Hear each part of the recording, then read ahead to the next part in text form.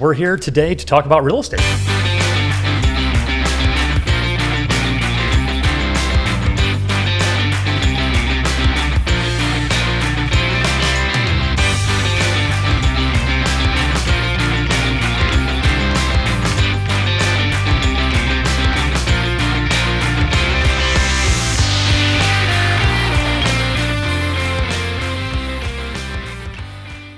Hello and welcome to episode 24 of the Real Estate Unlimited podcast. My name is Sierra Steinmetz. Brian Schuby. I'm Carrie Steele. Bill Jones. And we're the Jones Home Team. And like Sierra said, we are back. It is episode 24 already. I don't believe that. So we're moving right through this. And this episode actually comes out on my birthday. Isn't that funny? So, Happy birthday, Bill. Well, appreciate it. Yeah. I kind of realized that right before we went on. So we've got a few things to go over here. Ryan's got some appraisal, BPO. Carrie had some, I forget what you had. Market crashes. Yeah, we don't like that. And then, I had some market crash data then as well to kind of back that up and some cool housing stats about Ohio. So we'll get right into it. Who wants to kick us off? Shoot? Yeah, I guess I'll what do you got, go first here. So we get a lot of questions, especially with tax time rolling around here. Just wanted to kind of go over the difference between appraisals and BPOs because I know, as you guys know as well, people come in all the time and they're like, hey, could you put something together to help us kind of argue the value of our property, those sorts of things. So I just kind of wanted to go over what the differences are and what the tax office may be looking for then as well. So obviously anytime you're purchasing a home with a bank, they're going to require an appraisal. So that appraisal is a non-subjective, a value of the property. What is that property worth? They kind of look at a couple of different things. They got different comparisons. They got the cost approach, the income approach, and the sales comparison approach. So typically around here, I'd say we see a lot of the sales comparison approach more than anything. Unless I think they usually have all of them kind of listed, but that's the one that the banks actually look at. Yep, yeah. And I'd say a lot of, maybe if it's a rental property or something like that where they can't necessarily justify the sales, maybe they look at the income approach to kind of come up with that value then. Typically that includes a full interior and exterior, the appraiser going in and actually looking at the interior of the property as well. And that is done by a licensed or certified real estate appraiser. Whereas the BPO or the broker price of opinion, that is done by, a licensed real estate agent or a broker. And that's, we look at just comparable properties, what are other properties have sold for in, similar as far as number of beds, number of baths, square footage, lot size, those sorts of things. And then as far as maybe with what the county's looking for, they typically want an actual appraisal. Like a full-blown appraisal. Yes, not us doing our, our BPOs or something like that. I know, Bill, you and I both kind of do a lot for some of the local attorneys here in town as far as the BPOs, if it's an estate or something like that where they need to present something to the courts to show, hey, this is what the property's kind of worth before they can get things rolling with them. And then as far as costs, obviously there could be a difference in cost there. I would say the average appraisal around here is between $300 and $600. I would say I would probably err on the higher side at the moment. And then as far as the BPOs that we kind of do, I know me and you typically charge $250 per BPO. So I would say anywhere in that maybe $100 to $250 range is what an agent would charge for a BPO. For a BPO, yeah. I think all those just depend on how much work is involved with it. If it's a hard actual appraisal to do, they bid those out, and a lot of times the appraisers won't do them for a cheap amount. That's what I was wondering. Yeah, and I think a lot of it depends on the the appraiser's workload. How backed up are they? If they'll even pick the job up. Yep, and then also what it is. If it's a commercial property, maybe it's a little bit harder to do than a residential. And then same thing for us then as well. How hard is it? How long is it going to take? Those sorts of things. I would say typically your regular appraisal is probably between 5 and 10 days from start to finish. And then as far as a BPO, I would say between one to a week, one day to just a depends week, on somewhere what in there. it is. Yeah, what our workload looks like too. Yep. And if you're traveling to the property or not. Yeah. Yeah, and then as far as the BPOs, those can be, I've had some where it's just an exterior only or an interior only.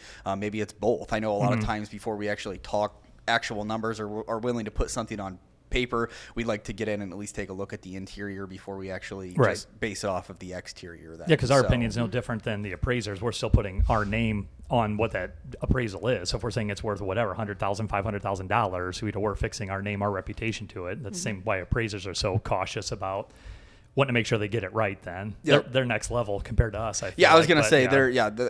I had on here, they follow more strict regulations set by the Uniform Standards of Professional Appraisal Practice, whereas ours is kind of just based off of, our knowledge and expertise of the local market then. Demand, yeah. All right. And appraisers, depending on the loan type, are going to have to pick out certain things if they're doing an FHA and whatnot, and let the sellers know what needs repaired before the loan can go through. And Yep. usually with a BPO, you can throw that in there where if you had a loan coming through like this, but you're not necessarily required to.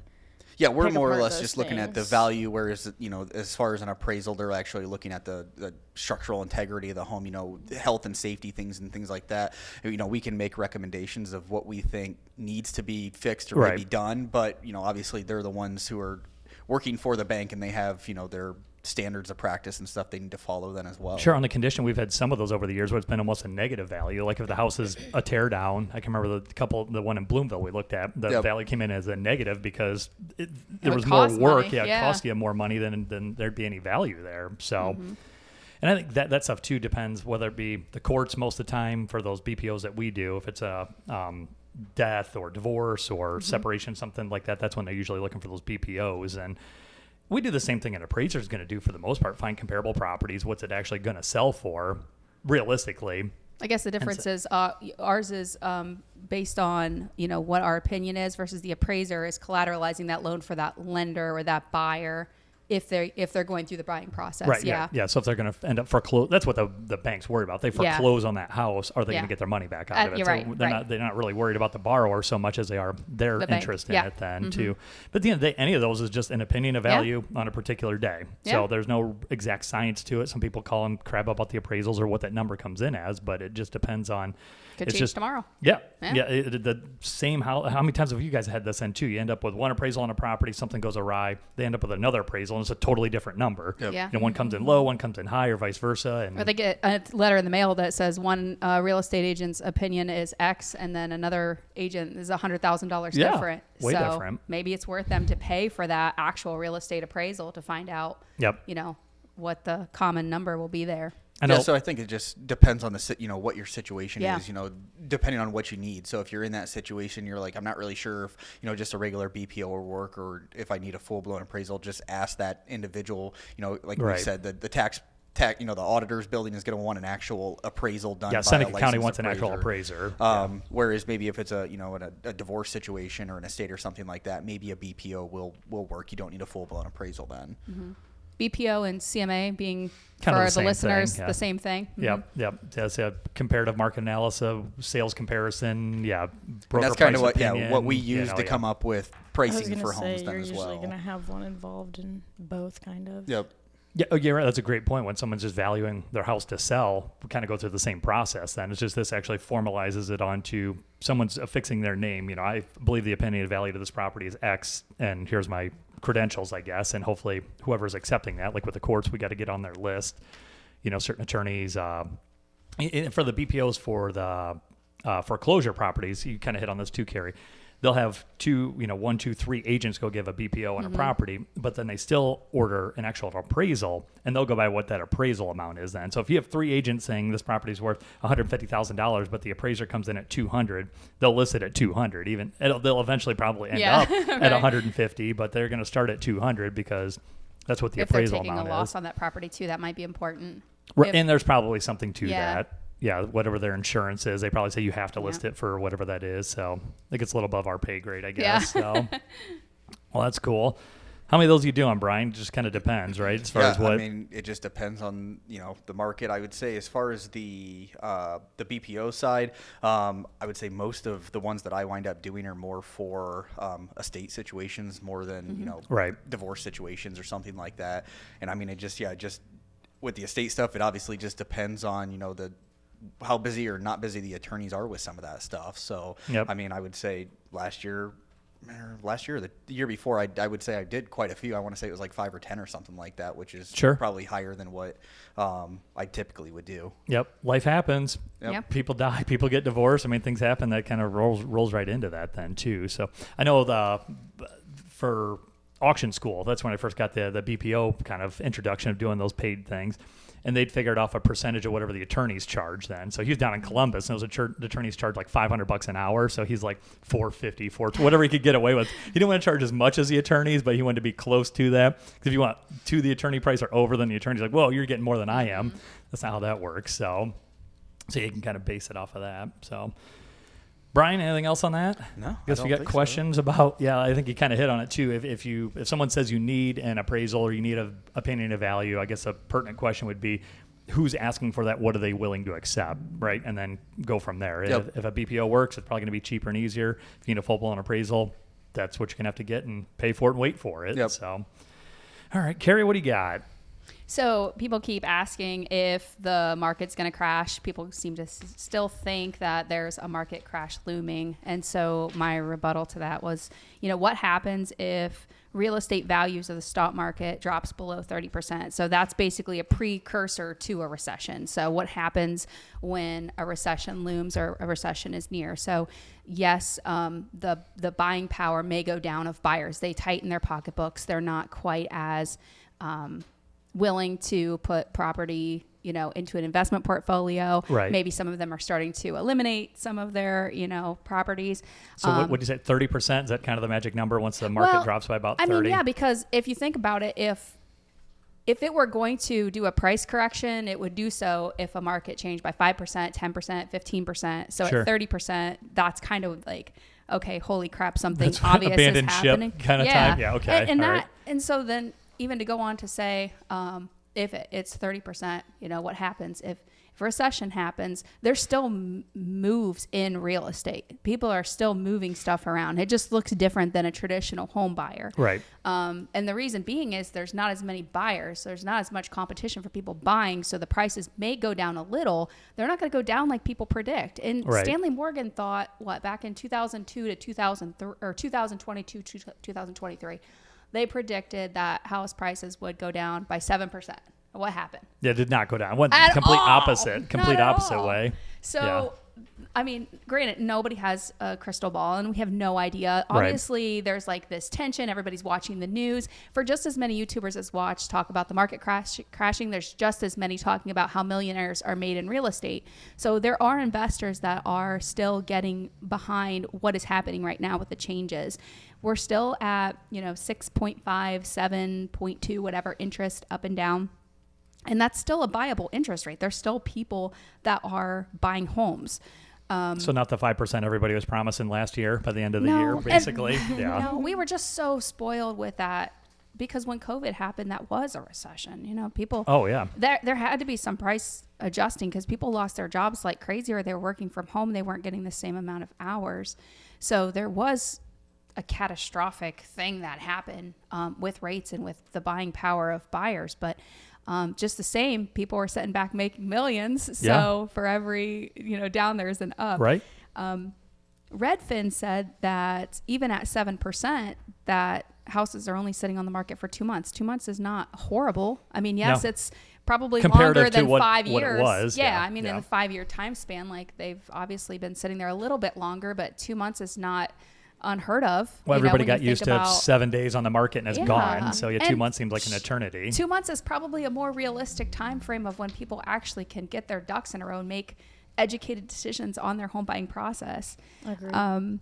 So then if the market crashes, then what happens? Then the increased inflation will happen. So less people will be buying. So then obviously there'll be a little bit of an increase in inflation, which means that rent prices will go up, which we've seen. We've seen absolutely. rent prices go through the roof because there's Almost not more as many than people. the housing prices for buying. That's right. Yeah, that's right.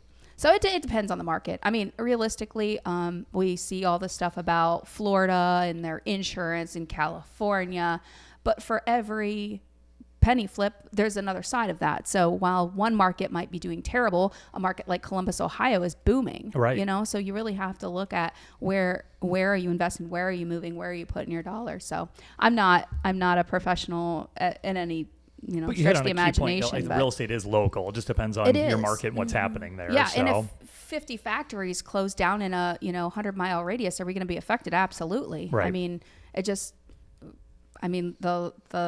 the thing is still going to be that people are still going to have to sell their homes. They're either buying because they're upgrading and they're buying because they're downgrading. Yep. Either way, real estate is happening. So you have to stay and pay attention to what is happening.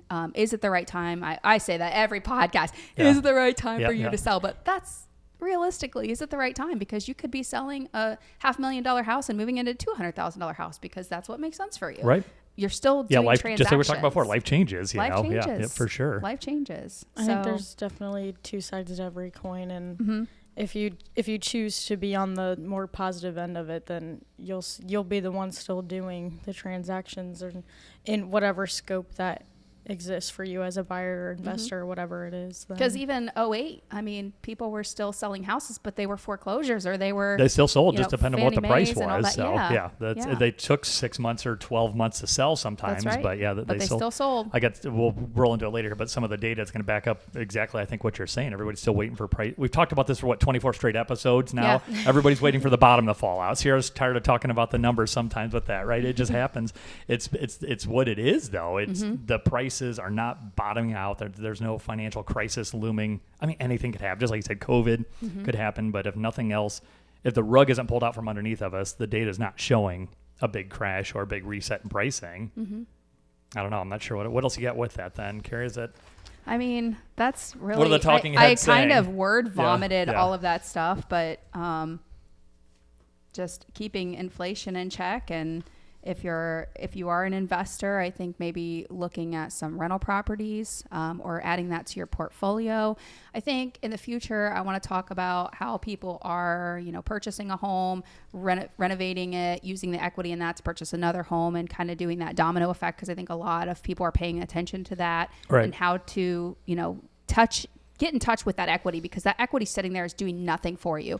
If you've got a 30% credit card bill on whatever major credit card company and you're using it for points and miles and flying and all that, but you're getting 30%, unless there's a really huge incentive to you using that, you're probably paying money on something that you shouldn't be. So by You're putting your Dave Ramsey hat on here, I'm right? putting my Dave Ramsey hat on, because you could be paying 7% or 8% in a home equity line of credit and utilizing that at a much lower rate. So if you are going to renovate your kitchen, instead of going and getting a box store credit card at 29.99%, then use your home equity line of credit. Use that equity to fulfill what future goals that you have at a lower interest rate if you can't pay cash. Sure. There's not a lot of people Ideally that have pay 20, cash 30, every 40 time, grand yeah. cash. And even if you do, that should be investing and making you money versus putting it on a high interest credit card. So, and finding those deals, going back to that, I'm like, Sierra, you've been looking too. A lot of us have finding that deal. I mean, there's just, I don't know where you find the deals anymore. As far as finding those foreclosure properties or those, something that everybody's looking for, that property nobody else seems to know about. But it even seems like the foreclosure properties, I mean, they're pricing them higher than what they, you can't get a foreclosure property for $10,000 anymore, $10,000. And if you want to get one that's maybe the accurate price or kind of a deal, you're going 15 or 20 minutes away to a smaller town where you've got to, if you're going to go work on it yourself, you've got to travel to it where the real estate prices aren't as high. And there's no convenience or what are they called? Like a Lowe's. Like a Lowe's close by too, so you're driving 30 minutes to Lowe's. Yeah, hardware store. Yeah, you forget one thing, you've got to go all the way back. 45-minute drive, round trip to get a special screw. Which if you do renovation like I do, every project takes an additional 2, 3. Oh, crap, I forgot this too. You got to go back and get that. You've got 4 business days and driving back and forth. Yeah, we've had people from out of the state buying properties here. And why are you buying a house here in Ohio? And it's like, well, the pricing is just so much better here than it, maybe they have $100,000 to $200,000 to put in this market, but in California, New York, whatever, they can't buy anything. They can't buy a doghouse for that. Even go on Zillow or Realtor Home and type in, $50,000. Don't put any search parameters on it. Zoom out the window and just see what's for sale. Nothing. Yeah, there's nothing for sale. Yeah. Yep. Unless it's a complete tear down or, like you said, a negative value where it's going to cost you more money than it is to do that. Yeah. Ugh, I don't know. Sierra, what are you into? No, finding that dream investment that costs me $5.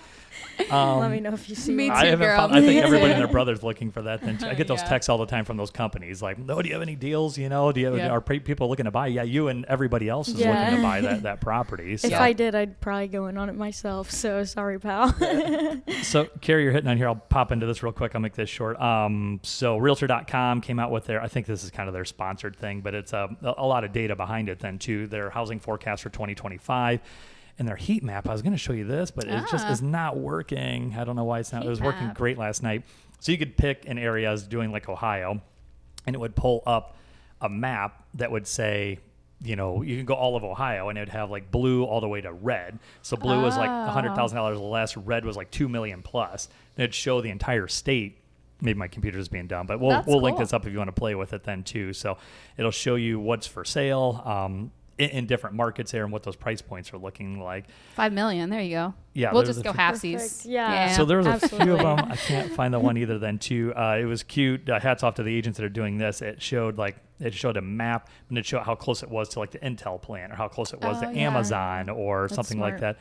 And some of these were just regular old houses that were, maybe had a little bit of land, but they still wanted multiple millions of dollars. I think that people are looking to hit that jackpot for those places close to that semiconductor plant or whatever. I'm sure I can find it. But yeah, the heat map is not working at the moment. Sorry.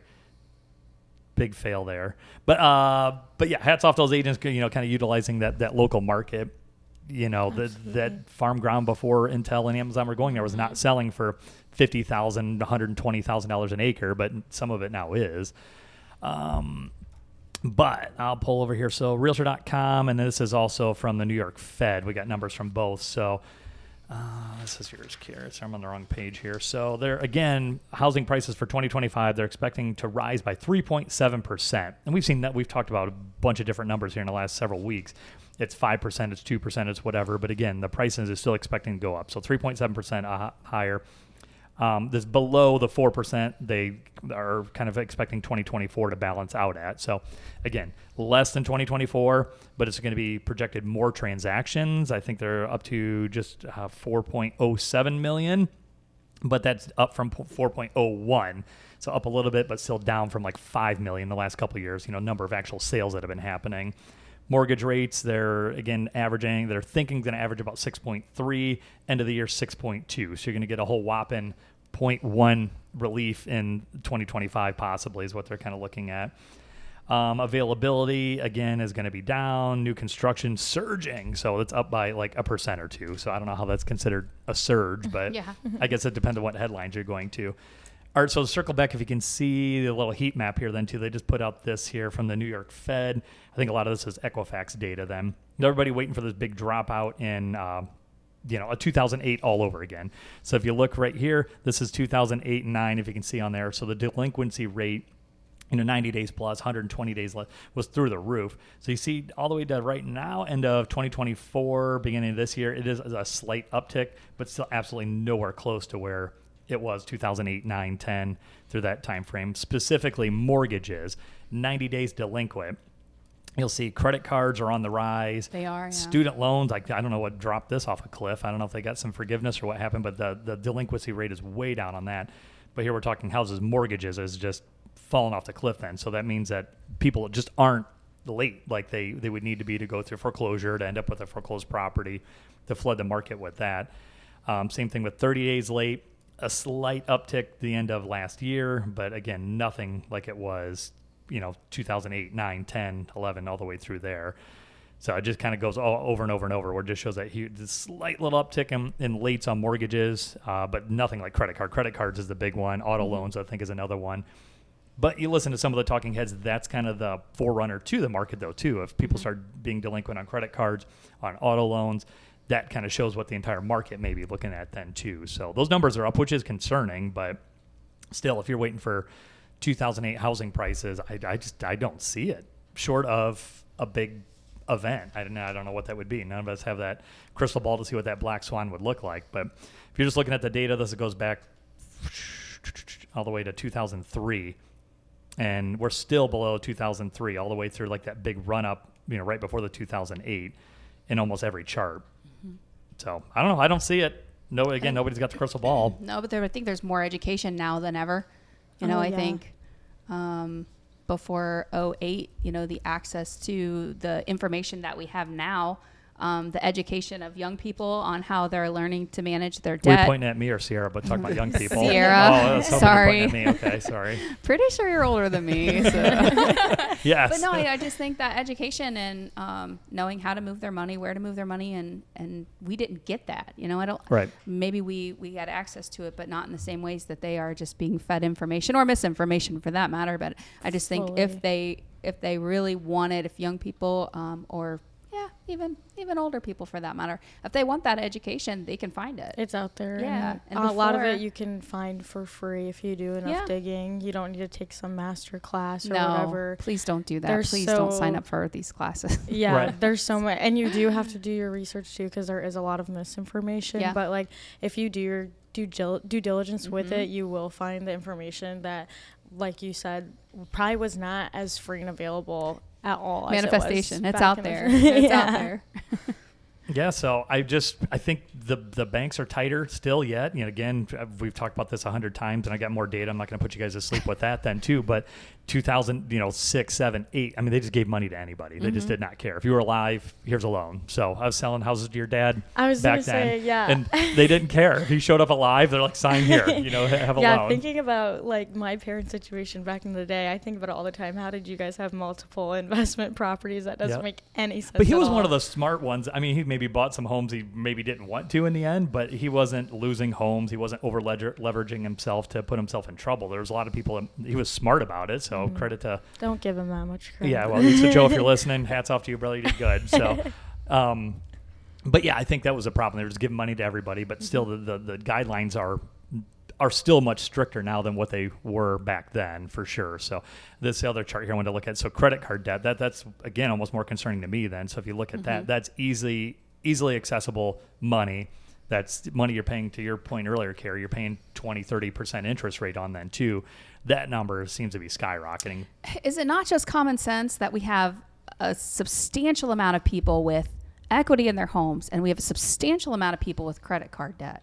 Yeah. I'm not telling you to pull out every dollar in your home equity line of credit, but like I said before, if you're paying 30% on credit cards and you're $40,000-$50,000 in debt and you've got $100,000 sitting there in your house, just make a small, you have to pay them all off. Just make a small contribution towards those high and reconfigure your debt and just be smarter. But then you got to be smart and then not go Be out there and redo it though then too. That's Oh, right. we got all that room in that credit card again. And Yeah. because Kelly and I got then ourselves you in take trouble that money over the years. to put towards the remaining balances on your other cards. Right. Yep. Yeah, you just got to hopefully reset and then that. keep it that Don't way, take a yeah. vacation. Don't pay off your car. Yeah, I got $10,000 Yeah. available on a credit card. Let's go to wherever, off to Punta Cana. Here I we mean, go. in this weather, that sounds really nice. Yeah, it does. So to that point, Carrie, if you look at that, how many people are dipping into their home equity line of credit? Yeah. Again, going back all the way to 2003, that was pretty low. We're Jeez. above that, but we're still way Way below low. all these, 2008, 9, 10 compared to that. So, but Yeah. credit card debt is skyrocketing.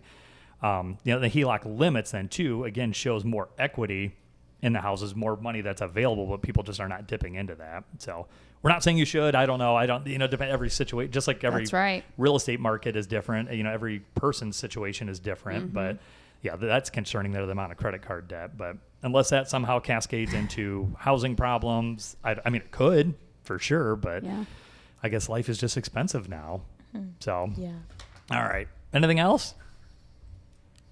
that's all I got. Crickets. Perfect. Yeah. All right. Episode 24 in the bag. Check back to episode 25 already. We're halfway through a year already. We're getting there. So do all the things, like, share, comment. We want to hear your questions. If you guys got any comments about any of this stuff or want us to hit any particular topics, we'd love to hear about it. But we'll just keep talking real estate, whether you're buying, selling. If you're an agent yourself, we'd love to hear from you. But until then, we will see you on the next episode.